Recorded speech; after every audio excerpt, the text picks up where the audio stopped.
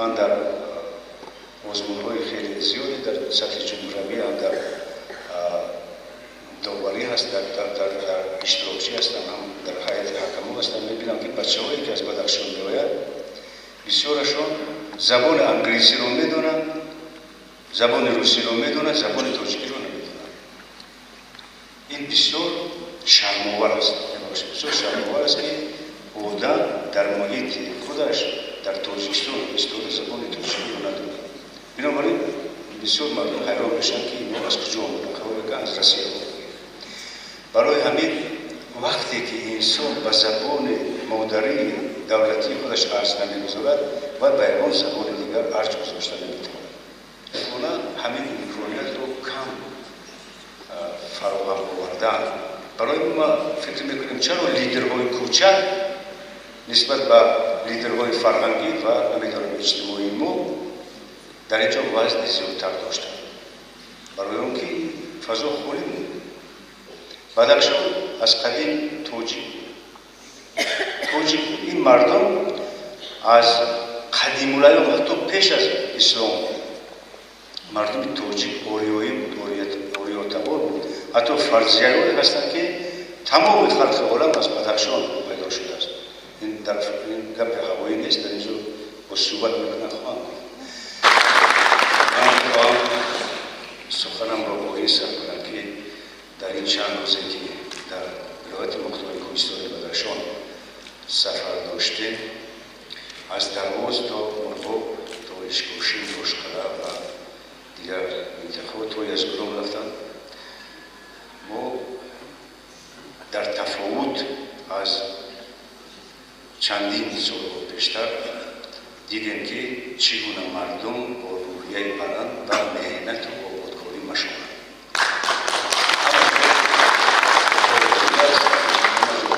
است و تمام مردم شکر همین آرامی رو کرده استادن و این آرامی رو به ما چه آورده است؟ این آرامی رو برای ما وحدت ملی آورده است که علاقه ثبت شده است و این وحدت ملی یک سخن هوایی و موهوم است. این رو ما در روزگار خودمون دیده استادیم. میخوام چند نکته رو در اینجا بگویم. پیش از همه من همچون ادیب میخواهم بگویم که ما باید با یک چند مسئله ادبی برای پیشرفت منبعده بدخشان توجه کنیم. این پیش از همه توصیه گسترش دادن زبان دولتی، زبان تاجیکی در بدخشان است. این بسیار مهم است برای تمام بدخشان. اگر ما میخواهیم که نسل بدخشان وطن دوست شود، تاریخ خودش را دارد، خواهیم که این نسل حقیقتا هویت ملی خود داشته باشد، باید با آموزاندن زبان دولتی، زبان تاجیکی در بدخشان خیلی دقت داریم، بسیار دقت داریم. ما در کار است و البته زبان رو با واسطه که تبدیل میکنیم، زبان رو با واسطه ادبیات تبدیل میکنیم. خوشبختانه در بدخشان از سال 1994 این طرف شعبه اتفاق نویسندگان عمل میکند و اون اول صدارشان شاعر قبلی نوشتن استاد شیرین بنیاد بودن، حاضر در جبهه میرزا حسن هستند و امروز ما در ولایت 14 نفر اعضای اتفاق نویسندگان داریم. با مقایسه کنید با دوره اتحاد شوروی که یک نفر هم از اینجا عضو اتفاق نویسندگان یعنی که در حدود ولایت نبود. مهم است و من بسیار میخواهم که حکومت ولایت با فعالیت اتفاق نویسندگان و دادن امکانیت به آنها برای گسترش زبان تاجیکی، برای گسترش ادبیات ما امکانیت‌های زیادتر فراهم بیاورد. امکانیت‌های فراهم زیادتر بیاورد تا که مردم نسل نو را برخوردار باشند. ما بسیار وقت می‌بینیم که من در آزمون‌های خیلی زیادی در سطح جمهوری هم در داوری هست، در اشتراکچی هستم، هم در هیئت حکما هستم. می‌بینم که بچه‌هایی که از بدخشان می‌آیند بسیارشون زبان انگلیسی رو میدونن، زبان روسی رو میدونن، زبان تاجیکی رو نمیدونن. این بسیار شرم‌آور است. بسیار شرم‌آور است که آدم در محیط خودش در تاجیکستان استفاده زبان تاجیکی رو نداره. بنابراین بسیار مردم حیران میشن که اینها از کجا آمدن؟ خبر از روسیه آمدن. برای همین وقتی که انسان به زبان مادری دولتی خودش ارج نمیگذارد و به آن زبان دیگر ارج گذاشته نمیتواند. زبان این معین کننده شعور و هویت انسان است. ما به همون زبانی که فکر میکنیم هوش یاد ما به همون تمدن میرود. اگر به زبان انگلیسی بسیار فکر کنه، به زبان انگلیسی بسیار توجه داشته باشه، یعنی ما روحاً در بدخشان هستیم، جسماً در امریکا هستیم. و بنابراین باید به این مسئله دقت و مسئله دیگر برای ما فکر میکنیم چرا لیدرهای کوچک نسبت به لیدرهای فرهنگی و نمیدانم اجتماعی ما در اینجا وزن زیادتر داشتن. برای اون که فضا خالی بود. ما نه فرزانه رو اینجا داده توانستیم، نه مثلا استاد حفظ‌الله استاد شیرین از بین رفتن و در همین مرحله ما قرار داریم که اتفاق نویسندگان و شاعران مقرری که کاری که حفاظت یادگاری‌های تاریخی که در اینجا وجود دارد. ما روزی گذشته در اشکوشی بودیم، اینقدر یادگاری‌های تاریخی که در نوع اشکوشی مثلا من فکر میکنم کمتر هستند در تمام جمهوری. ما حتی بکو برآمدیم، قریب 1 کیلومتر بکو در کشور که لنگر برآمدیم و پیتروگراف‌هایی که در اونجا هستند با چشم خودم دیدیم، عکس برداری کردیم و دیگر جاها نیست. و همه اینا ثروت هستند، پول هستند و اینها باید دقت داده شود که باید اینها برای ما ثروت بیارن و مردم باز با اصالت تاریخی خودشان آشناتر شوند. و در مسئله من در اینترنت دیروز خوندم که مسئله قلعه قهقه، در مسئله قلعه قهقه که در اشکوشی است حلقه کارگستر شدن، این البته باعث تبریک است. خب در مسئله اون که ما باید فرهنگ خودمون رو چگونه در اینجا قلم برداریم، فرهنگ شهرداری، فرهنگ مناسبت با انسان‌ها و اون سطح معرفت خودمون رو چگونه قلم برداریم. پیش از همه من تکلیف میخواهم ما باید با انسان‌های بزرگی که از بدخشان برآمدند با اینها باید ارج گذاریم. مثلا در خوجند نام فرزانه، نام طالب وزرا شما هم میدونید. اینها لیدرهای فرهنگی ولایت سوق هستند. در خطار لیدر فرهنگی ولایت سوق، ولایت خرطان اینو استاد حفظ‌الله اوزار که در اونجا محفل‌های زیادی تشکیل کردن، کار میکنن. این محفل‌ها همیشه کار میکنن. مخصوصا در ولایت سوق یک چند محفل وجود دارد و روزی نیست که شاید چهاره‌بینی در اونجا نباشد و مردم و نسل همون روینده در پیروی از فرزانه، از آذرخش، از حفظ‌الله و از دیگر لیدرهای فرهنگی حافظان و دیگرها، یعنی که از آنها عبرت میگیرند. ولی در بدخشان متاسفانه همین امکانیت رو کم فراهم آوردن، برخورد همین سطح باشد نکرده ایستادن. البته این رو اصلاح کردن در کار است و من فکر میکنم که استاد لبزوبای میزو هستند که فکر میکنم در اینجا هستند و این مسئله بسیار دقت میدن. برای اون که این لیدرهای فرهنگی ما شناخته شوند، ما باید آنها رو ارزگذاری رو گفتیم. مثلا از اینجا استاد میرسید میرشکر برآمدن. استاد میرسید میرشکر این نه تنها شاعر تاجیک است، شاعر تاجیک، این شاعر سطح بین‌المللی است. متاسفانه ما با ایجاداتش کمتر رو آورده‌ایم و کمتر می‌دونیم. من تکلیف میکنم که در شهر خورو هیکل برخط استاد میرسید میرشکر گذاشته شد.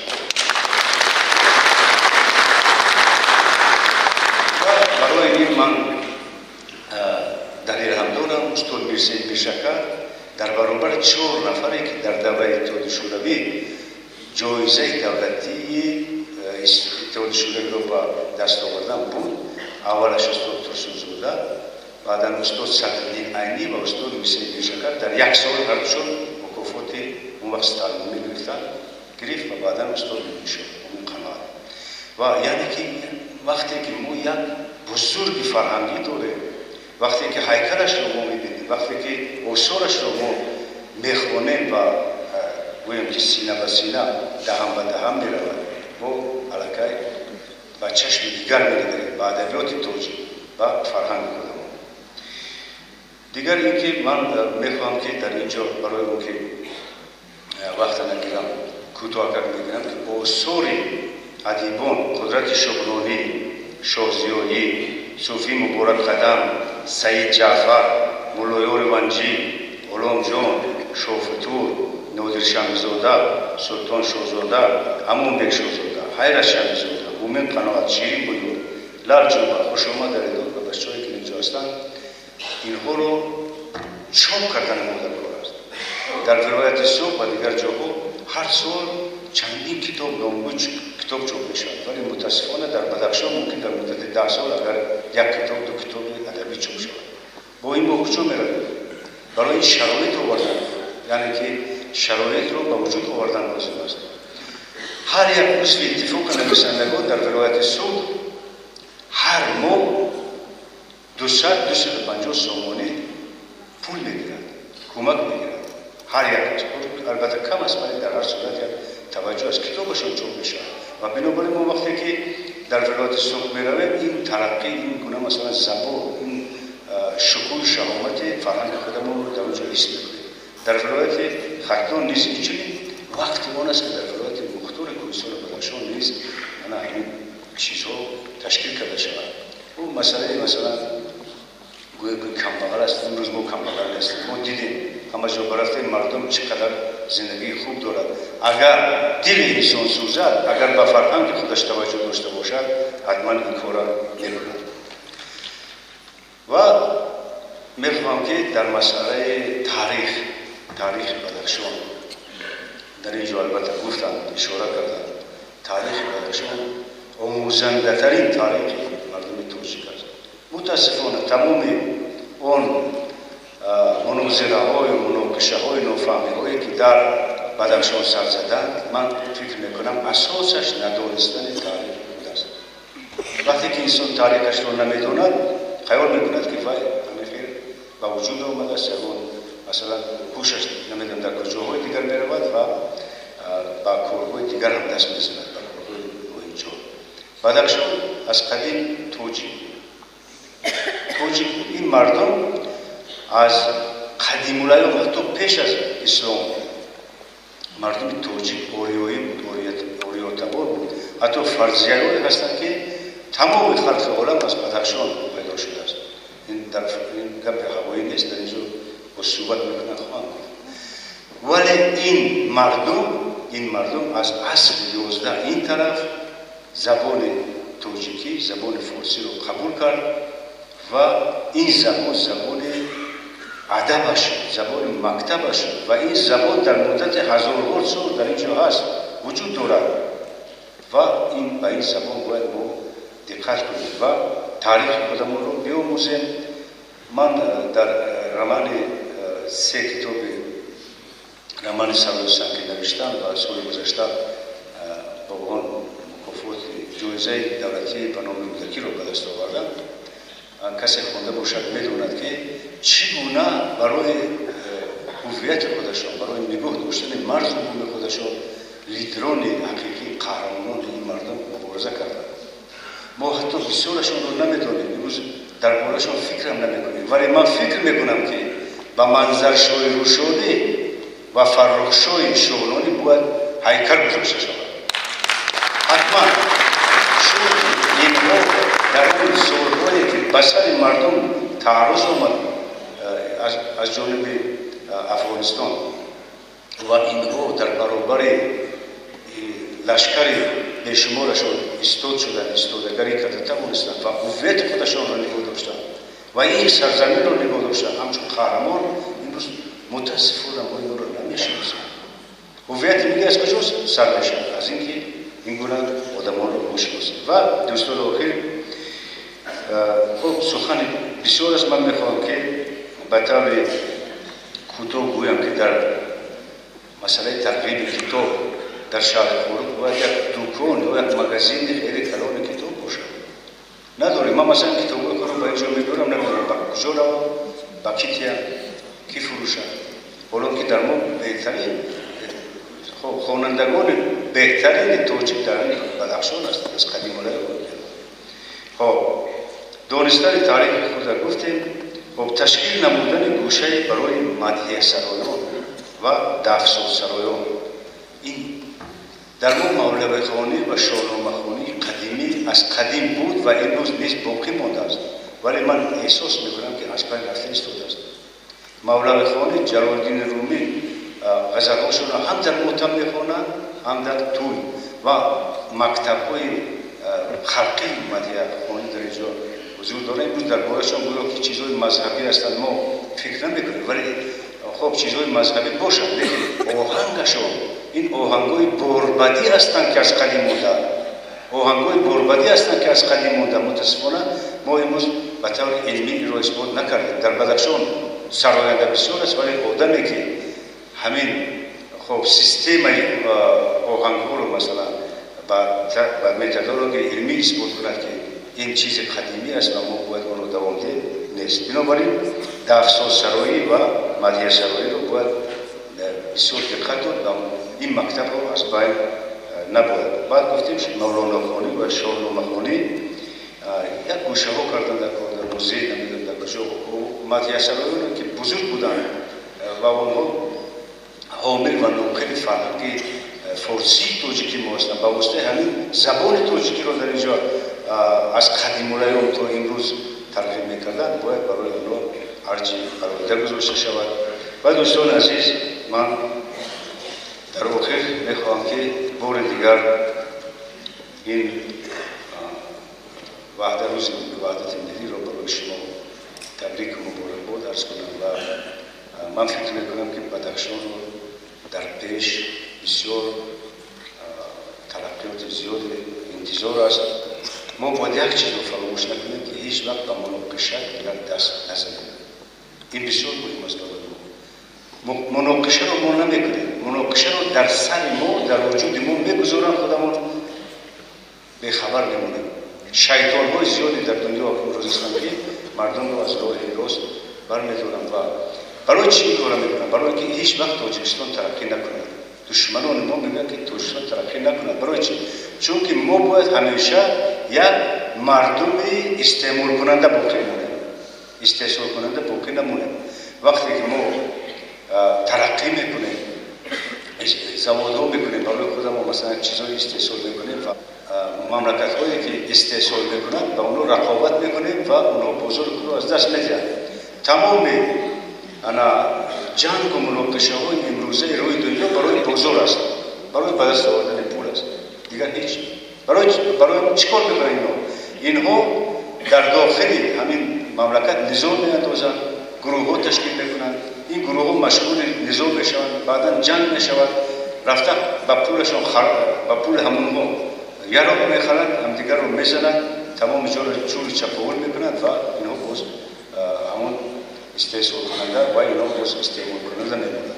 ولی ما باید کاری کنیم که وقتی که به این مناقشه ها داده نشدیم، ترقی کردیم، با گپ پیشوای ملت گوش کردیم، پول خودمون اون چیزی رو که استحصال میکنیم در دست خودمون میموند و این پول رو ما نه برای جنگ، نه برای نظام، نه برای اسلحه، ما اون رو برای ترقی خودمون، برای پیشرفت معارف و فرهنگ خودمون استفاده میکنیم. من تمام سخیمه گویم که جنجال های دنیا همین است، دیگر هیچ چیز نیست.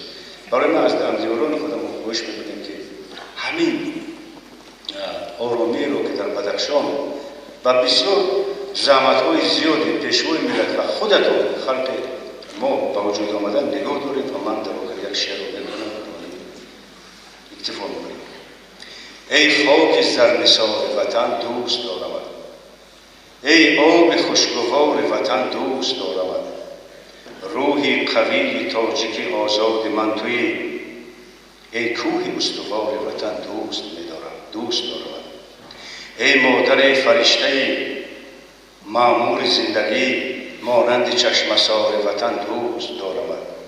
صد است تاج بر سر خلق من از تو است، دهقان خاکسار وطن دوست دارم. خواهرتری ز خواهر و مادرتری ز مام، ای دختری بهار وطن دوست دارم. هر جا روم به یاد تو ای کبک کوهسار، گیرد مرا خمار وطن دوست دارم. دست به داس و پخته و دست به مهد و تیف، زیباترین نگار وطن دوست دارم.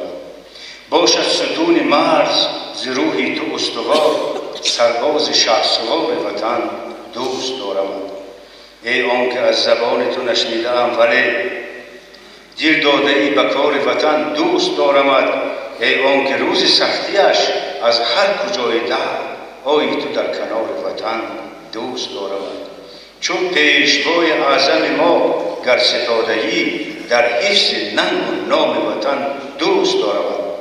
خالی نموده شانه ز بیهوده زیستن، بر دوش دوست بار وطن دوست دارم.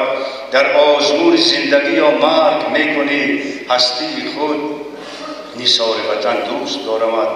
بیدار میشوم سحر و شکر میکنم، بیدار میشوم سحر و شکر میکنم. ای صبح غبار وطن دوست دارم. تلقین صلح و دوستی و عشق میکنی، ای خوش خبرنگار وطن دوست دارم. از یک کباب و چار چناران و سی چراغ تا خواجه چندیار وطن دوست دارم. حرفی از جمله شعار که گفتم نآمده است، حرف خوش از شعار وطن دوست دارم. با شعر آبشار وطن دوست دارم، با سحر کوهسار وطن دوست دارم.